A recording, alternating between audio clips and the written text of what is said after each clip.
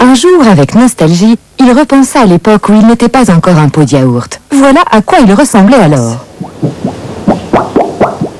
Mais un beau jour, dans une usine, cette plaque de plastique fut soumise à une chaleur étouffante et à une énorme pression.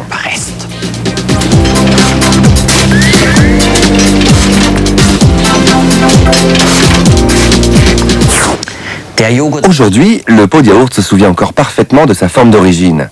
Et il aimerait bien redevenir aussi fin et aussi costaud que dans sa jeunesse. Mais comment retrouver la silhouette de ses débuts? Et d'ailleurs, est-ce que c'est possible? Oui, c'est possible. Pour lui offrir ce petit lifting, il vous faut un four et une plaque de four. Sur la plaque de four, vous disposez une feuille d'aluminium. Puis vous posez le pot de yaourt dessus avec l'ouverture vers le bas. Surtout ne faites jamais cette expérience tout seul, toujours en présence d'un adulte. Phase numéro 1. Vous préchauffez votre four à 160 degrés. Vous sélectionnez une chaleur voûte sol pour que la chaleur soit bien répartie dans tout le four. Phase numéro 2. Quand le four est chaud, vous enfournez votre plaque avec le pot de yaourt. Et ne quittez à aucun moment votre pot de yaourt des yeux.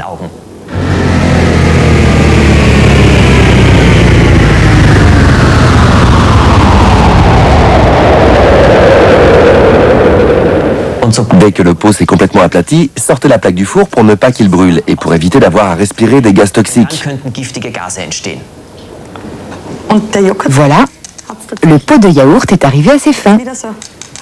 Il est redevenu aussi plat et aussi dur qu'à l'origine, lorsqu'il a été découpé dans le plastique.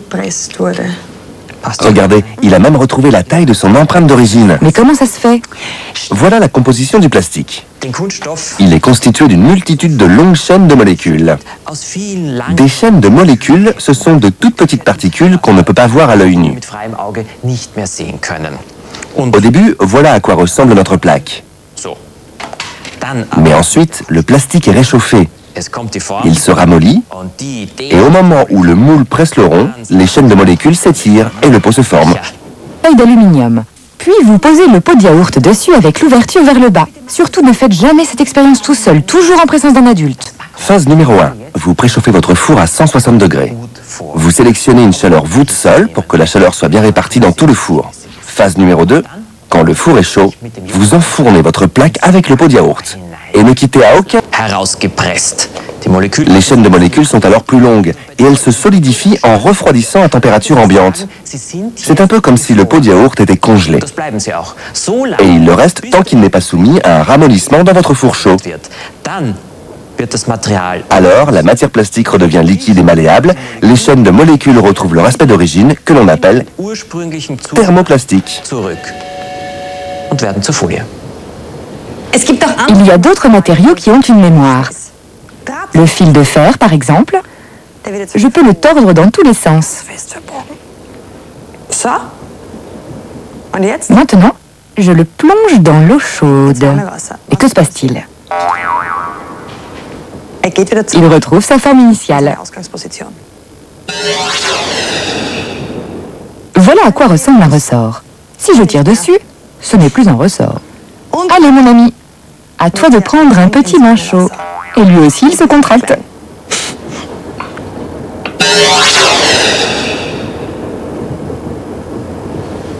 On peut faire le même test avec le trombone. Regardez. Je le déforme. Puis, je le plonge dans l'eau chaude. Et le trombone retrouve sa forme initiale. J'ai ici un ressort. Je peux l'allonger en tirant dessus et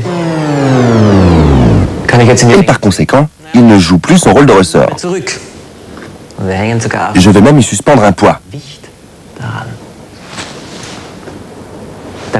Pour que le ressort retrouve son aspect initial, je vais le réchauffer. En effet, il se souvient de la forme qu'il avait au départ. Et il parvient même à soulever le poids que je lui ai accroché.